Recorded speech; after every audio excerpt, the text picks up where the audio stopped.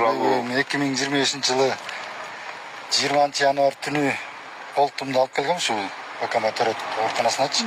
Жапжашнакай сүйлөп келген, буга чейин школда иштеп, завуч болуп иштеп, декретке чыгып, жапжашнакай буту колумду эчтеке оорубай, давлениясы көтөрүлбөй, жапжашнакай алып келгенбиз.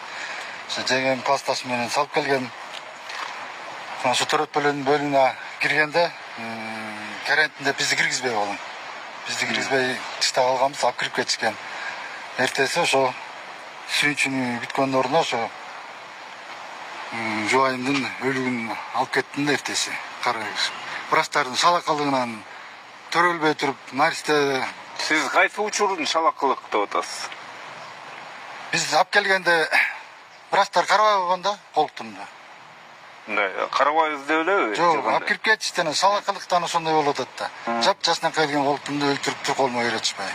Ушул эле врачтар да, ушул эле врачтар, жорой болор. Ушул эле врачтар. Сиз азыр бүгүнкү учурда кандай аракет көрүп атасыз? Биз азыр ушул бүгүнкү учурунда өткөндө акушер менен ошо Жороеваны камашкан бияктачы. Камаган менен бирок үй кызматына чыгарып туруп өкөнтөн. Үй камагына. Өкөнтөнбү? Өкөнтөн. Анан биз ошо жазасын алсын, мойнуна тартсын деп атабыз да, биз дагычы. Акыйкат мына чындык чечип берсин деп. Ошол боюнча кайрылып атканбыз сиздергечи. Ишиңер сотто турбайбы? Ишибиз сотто азыр. Кайсы инстанцияда? Биринчи райондукпу? Райондукта азырчы.